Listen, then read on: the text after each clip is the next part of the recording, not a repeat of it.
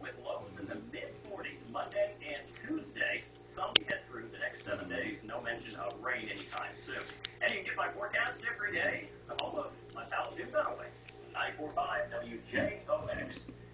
Great looking forecast if you like fall winds. We are going to be dry, and looks like what was once Nicole, and it's fizzling out moving away. You have been taking the low temperatures for next week down about a degree or two every single day. I was thinking about that when I made that graphic. I'm going, it's starting